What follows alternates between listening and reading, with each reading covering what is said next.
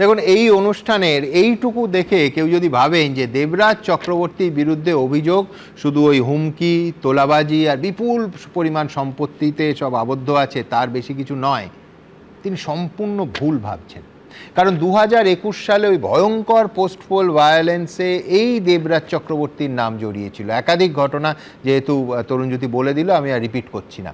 CBI দেবরাজকে এই মামলাগুলোতে দীর্ঘ জেরাও করেছিল। এমনকি প্রাথমিকে শিক্ষক নিয়োগ দুর্নীতি মামলাতে অন্যতম মূল অভিযুক্ত ছিল এই কীর্তিমান ভাইপো সহযোগী।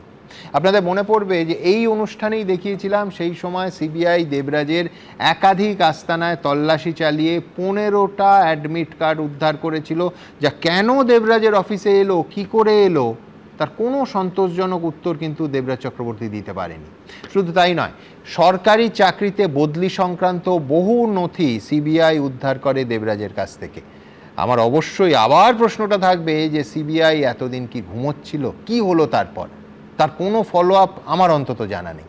আমার পরের বক্তা অধ্যাপক শুভময় মৈত্র, কিন্তু শুভময়দার কাছে আমার প্রশ্নটা থাকবে সম্পূর্ণ উল্টো দিক থেকে, নৈতিকতার প্রশ্ন। আমি ধরে নিচ্ছি যে দেবরাজ চক্রবর্তী খুব খারাপ, খুব, কিন্তু বাংলার রাজনীতিতে এহেন দেবরাজদের বাজার দর ক্রমশ বাড়ছে, ক্রমশ বেড়েছে। প্রথমে দেখুন, দেবরাজ চক্রবর্তী প্রাক্তন মন্ত্রী পূর্ণেন্দু বসুর আত্মসহায়ক ছিল। সেখান থেকে কেন সরল, তার পেছনেও দুর্নীতি তরুণ বলেছে, আমি সেটা জানি না, খোঁজ নেব। কিন্তু সেইখান থেকে রাখুন যে 2015 সালের 15ই সেপ্টেম্বর দেবরাজ কংগ্রেসে জয়েন করছে, অধীর চৌধুরীর হাত থেকে পতাকা নিচ্ছে। আমি আর্কাইভেই দেখছিলাম একটা অনুষ্ঠানে একেবারে সাষ্টাঙ্গে অধীর চৌধুরীকে প্রণাম করে দেবরাজ বলছে, কোট আনকোট, আমি কোনোদিন তৃণমূলের কাছে নতজানু হব না। ভাবুন, বাপ রে বাপ।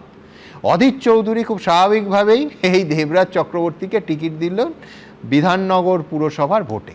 জিতে 6 মাসের মধ্যে 2016 সালে দেবরাজ চলে যাচ্ছে তৃণমূল কংগ্রেসে।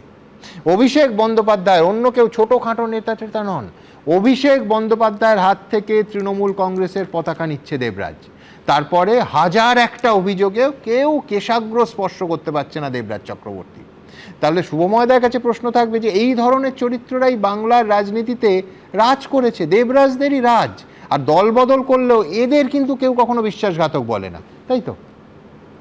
আমার একটা কিছু বলার দরকার এখন, কিন্তু কিছুই মনে এলো না।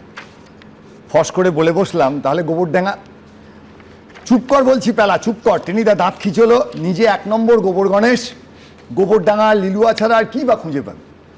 মেসমশাই বললেন, থামো থামো, সব নয়, আমি যে জায়গার কথা বলছি কলকাতার লোকে তার এখনো খবর রাখে না। জায়গাটা রাঁচির কাছাকাছি বটে। হাজারিবাগ আর রামগড় থেকে সেখানে যাওয়া যায়, বাস থেকে নেমে গরুর গাড়ি চড়ে মাইল 3 পথ, ভারী সুন্দর জায়গা, শাল আর মহুয়ার বন, একটা লেক রয়েছে, তাতে টলটলে নীল জল, দিনের বেলাতেই হরিণ দেখা যায়, খরগোশ আর বনমুরগি ঘুরে বেড়ায়, কাছেই সাঁওতালদের বস্তি, দুধ আর মাংস খুব সস্তায় পাওয়া যায়, লেকেও কিছু মাছ আছে, 2 পয়সা 4 পয়সা সের। আর সেইখানে পাহাড়ের একটা টিলার ওপর একটা খাসা বাংলো আমি কিনেছি।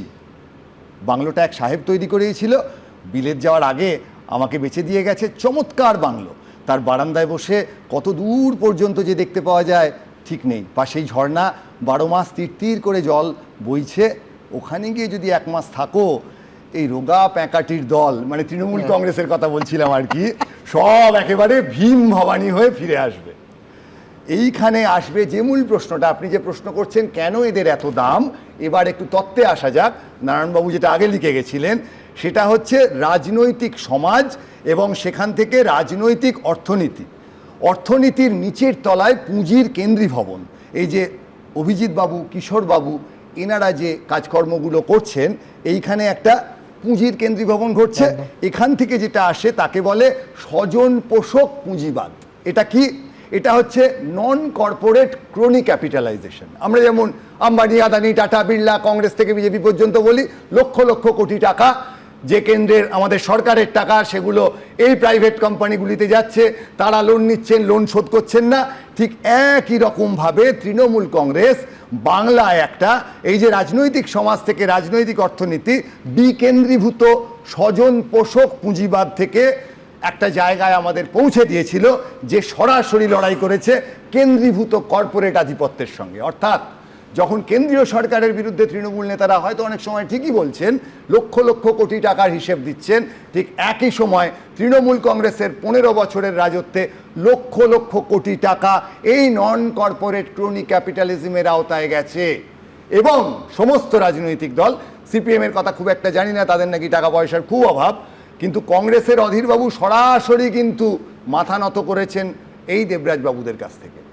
এই যে জায়গাটা অর্থনীতির নিচের স্তরে, যে জায়গার থেকে কিন্তু লুম্পেনাইজেশনের প্রশ্নটাও আসছে, এই লুম্পেনাইজেশন বিষয়টা এখান থেকেই এসছে।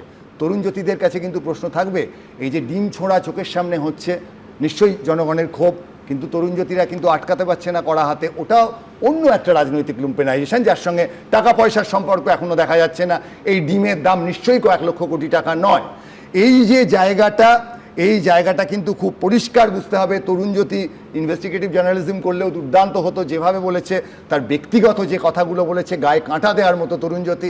এবং সত্যিই তো রাজনৈতিকভাবে সকলকে তো বিজেপি হতে হবে না, এখনও অবধি মোটামুটি অনির্বাণ তো আছেন, এক্ষুনি বিজেপি হয়ে যাচ্ছেন না, বাকি তৃণমূলের মোটামুটি সবাই তো হচ্ছে না। আপনি যাচ্ছেন না, যাচ্ছেন না, যাচ্ছেন না, জন্মেটা বলা যাবে না, আমিও কিন্তু জানি না, আমি জানি, কিন্তু যেভাবে আমি বলছি যে তৃণমূলের যে বড় অংশ মোটামুটি বিজেপির কাছে মুচলেখা তৃণমূল, অনির্বাণ বললেন, আমার একটা অদ্ভুত জিনিস মনে হলো সুমনবাবু, ভারতের রাজনীতিতে কমিউনিস্টদের তো বা বামপন্থীদের তো প্রচুর ভাবনা ছিল, কিন্তু একটা ছোট বামপন্থী আদর্শ নিয়ে প্রায় 777 কোটিখানা দল, একটা দল, তার মধ্যে 3 জন আছেন, তাদের মধ্যে 16খানা ভাব, এইভাবে করতে গিয়ে বামপন্থীরা তো সর্বনাশ করে দিয়েছে এই ভারতবর্ষের রাজনীতিতে।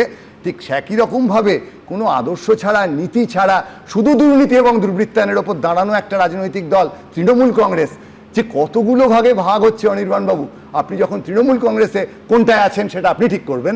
সেখান থেকে যখন এই ইতিহাস যদি কখনো লিখতে যান, আপনাকে কিন্তু সিপিএম, সিপিআই, সিপিআইএমএল এইরকম যে এত কমিউনিস্ট পার্টি, তার বাইরে বেরিয়ে তৃণমূলেরও 77টা দলের নাম লিখতে হবে। এবিপি আনন্দ, এগিয়ে থাকে, এগিয়ে রাখে।